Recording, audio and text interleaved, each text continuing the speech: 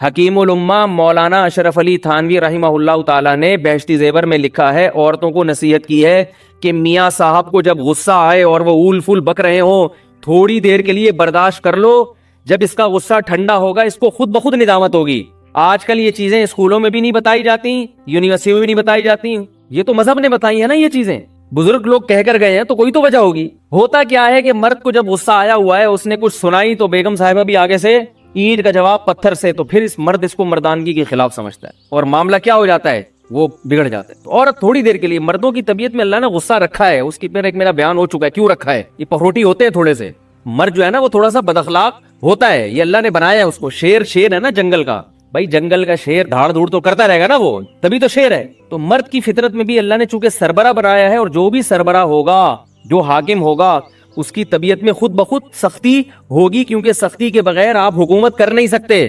دیکھو فوج کے پاس کنٹرول ہوتا ہے نا، تو فوجی جتنا بڑا آفیسر ہوگا نا فوج کا، اتنا غصے کا تیز ہوگا، یہ تو ہم نے دیکھا ہے۔ میں نے کچھ وقت پاکستان نیوی کے ایک ادارے میں گزارا ہے، تو جیسے ہی کوئی بڑا آفیسر آتا تھا نا سروے کرنے کے لیے، تو سب کانپنا شروع کر دیتے تھے، سر پتہ نہیں کیا کریں گے۔ وہ آنے کے بعد پتہ ہے کیا کرتے تھے، کوئی بھی آ رہا ہے لیفٹنٹ کمانڈر سے اوپر کے جو بھی لوگ تھے نا، وہ بہت ہی عجیب ہوتے تھے۔ وہ کیا کرتا تھا، آ کے انہوں نے جو کمیشن آفیسر تھے جو اپر لیول کے، وہ جب آ کے ہوٹل پہ چیک کرتے نا کہ کب ٹوٹا ہوا ہے، تو وہ یہ نہیں کرتے آرمی کے آفیسر کہ اس کو جوڑ لینا، وہ اس کو اپنی توہین سمجھتے ہیں کہ ٹوٹا ہوا کب آرمی کے ہوٹل میں کیوں ہے، وہ اٹھا کے دیوار پہ مارے گا، توڑ دے گا اس کو۔ ہم نے اپنی آنکھوں سے دیکھا ہے، آپ کسی بھی آرمی کے آفیسر سے پوچھ لیں کہ ان کے ایٹیٹیوڈ یہی ہوتے ہیں، آرمی کے جتنے بڑے بڑے آفیسر ہیں نا۔ اور یہ آرمی انگریزوں نے اس کو وہ بنایا ہے، بڑے سوچ، اصل میں تو برطانیہ کی آرمی تھی نا، تو انگریز ہے بڑا ہوشیار، اس نے برطانیہ میں جب آرمی بنائی تو اس نے یہ اصول اور ضابطے بنائے کہ جتنا بڑا آفیسر ہوگا وہ اتنا ہی پخروٹی ہوگا، کیونکہ جتنا غصے کا تیز ہوگا، ماتحت پہ کنٹرول اتنا ہی اس کا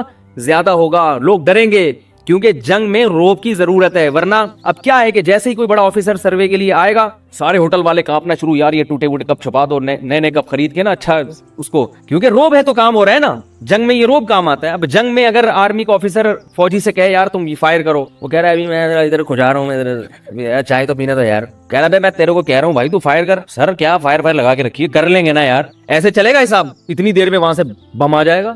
تو گورا بڑا ہوشیار ہے، اس نے جو آرمی بنائی اس کے اصول بڑے زبردست بنائے، اور یہی اصول شریعت میں بھی ہیں کہ بھائی امیر کے سننی ہے، اس میں نو کا آپشن نہیں ہے آپ کے پاس۔ تو ٹھیک ہے گھر میدان جنگ نہیں ہوتا، لیکن میدان جنگ بھی بن جاتا ہے وہ۔ تو اس لیے اللہ نے مرد کو چونکہ گھر کا سربراہ بنایا ہے، تو اس کی فطرت میں غصہ ڈال دیا ہے، تھوڑا سا بد اخلاق بنا دیا اس کو، تھوڑا سا اڑی کرے گا، وہ کرنی نہیں چاہیے، نبی صلی اللہ علیہ وسلم کی سیرت اختیار کرنی چاہیے۔ لیکن میں خواتین کو یہ بات سمجھا رہا ہوں کہ یہ میاؤں کی جو تھوڑی بہت بد اخلاقی ہوتی ہے نا، اس کو اس کی فطرت کا حصہ سمجھو، فطرت کا حصہ سمجھو۔ بھائی اللہ نے اس کو شیر بنایا ہے تو کبھی نہ کبھی شیر کی طرح یہ گرجے گا، تو آپ کی ذمہ داری ہے اپنا گھر بسانے کے لیے اور شوہر کے احسانات کو سامنے رکھ کر کے، اس کے احسانات بہت زیادہ ہیں، کتنے زیادہ احسانات ہیں، وہ تو شمار نہیں کر سکتی عورت ان احسانات کو۔ تو ان احسانات کی روشنی میں مجھے چاہیے کہ میں تھوڑی دیر کیا کر جاؤں۔ ایک مشہور واقعہ ہے نا، ایک عورت گئی ایک روحانی علاج والے کے پاس، وہ واقعی اچھے آدمی تھے جو کہ ہوتے نہیں ہیں عام طور پہ، تو وہ ٹرک سے علاج کرتے تھے لوگوں کا۔ تو وہ خاتون گئی، کہنے لگی کہ میرے گھر میں ہر وقت جہنم بنا ہوا ہے، لڑائی جھگڑے، کسی نے بندش کر دی ہے، کسی نے کچھ کر دیا ہے۔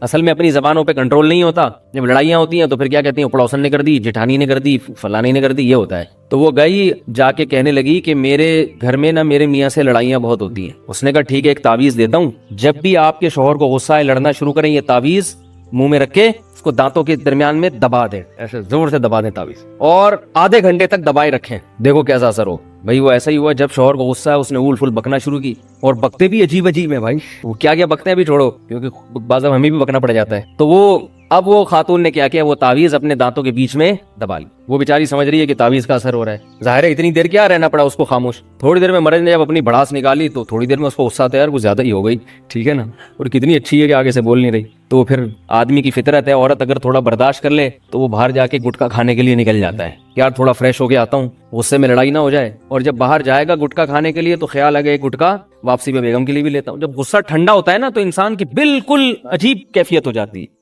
غصے کے وقت تو پاگل ہوتا ہے، اور غصہ جب ٹھنڈا ہوتا ہے تو بالکل الگ کیفیت۔ تو اب عورت کی ذمہ داری ہے کہ شوہر کے غصے کو کیا کرے, ٹھنڈا کرے. غصہ ٹھنڈا ہو گیا پھر یہ خود اس کو ندامت ہوگی, تو جائے گا اپنے لیے بھی گٹکا لے کر آئے گا اور آپ کے لیے بھی گٹکا لے کر آئے گا. تو اب کیا ہے, اس عورت نے تعویذ دانتوں کے درمیان میں دبایا, اتنی دیر خاموش رہی, میاں صاحب نے اول فول بک دی, اس کے بعد چپ ہو گئے. یار یہ تو بڑی اچھی بیوی ہے, کچھ بولتی نہیں ہے, اور میں نے تو زیادہ ہی بول دی. جب غصہ ٹھنڈا ہوا بیگم کو منانے بیٹھ گیا. شریف آدمی یہ کام کرتا ہے, جو یہ ساری باتیں ان کی ہوتی ہے تمیز اور دے, جو ذرا انسان ہو. جو انسان ہی نہیں ہے وہ تو پھر اس کے لیے تو کوئی حکام ہی نہیں ہے نا. تو پھر وہ منانے بیٹھ گیا. بیگم نے کہا یار تعویذ بڑا خاندانی دیا ہے اس نے, تعویذ بڑا خاندانی دیا. تو یہ بڑا بہترین تعویذ ہے کہ یہ بزرگوں نے لکھا ہے. میری کیا اوقات ہے بھائی جو میں نصیحت کروں, ایسی باتیں کروں.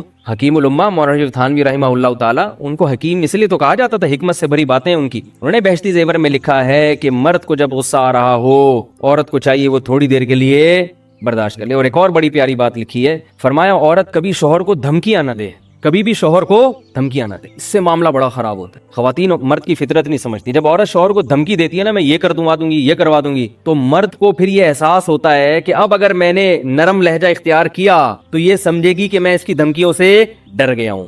کبھی یہ دھمکی نہ دے کہ تم طلاق دے کے دیکھو تو میں کرتی کیا ہوں تمہارے ساتھ. کبھی یہ دھمکی نہ دے کہ تم جو ہے نا خاموش ہو جاؤ ورنہ میں دیکھتی ہوں میں کیا کرتی ہوں. تو حکیم الامہ نے لکھا ہے خواتین کو سمجھانے کے لیے کہ جس ذات کو اللہ نے میدان جنگ میں لڑنے کے لیے پیدا کیا ہو, میدان جنگ میں مرد کو اللہ نے اتنی بہادری دی ہے کہ وہ توپوں کے سائے میں, بموں کے سائے میں, میزائلوں کے سائے میں لڑتا ہے. میدان جنگ میں ہوتا ہے کہ نہیں ہوتا, یہ تلواروں سے لڑا کرتے تھے, تیروں سے لڑا کرتے تھے, اور اب کس سے لڑتے ہیں, توپوں سے لڑتے ہیں. آج بھی دنیا کی جتنی بڑی بڑی آرمیز ہیں مردوں کو زیادہ رکھتی ہیں, خواتین کو رکھتی بھی ہے نا تو وہ بہت ہی محدود پیمانے پر, اور وہ خواتین بھی معاشرے سے بالکل ایک الگ تھلگ ہی ہوتی ہیں, اور ان کو بھی ایسے فرنٹ پہ اس طرح سے اہم پوائنٹس پہ نہیں بھیجا جاتا.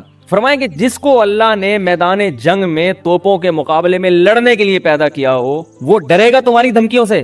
اس کو اگر ان کی دھمکیاں صحیح بھی لگیں گی نا تو وہ اس وقت اس کو کیا آئے گا کہ یار یہ میری عورت ہو کر, میری بیوی ہو کر, ایک عورت ذات ہو کر مجھے کیا کر رہی ہے دھمکیاں. وہ صحیح دھمکیاں بھی ہوں گی تو وہ ایسے موقع پر اس میں ایک غیرت جاگ جائے گی, اور وہ کچھ کر لے گا جس پر بعد میں خود اس کو ندامت ہوگی کہ یہ میں نے غلط کیا ہے.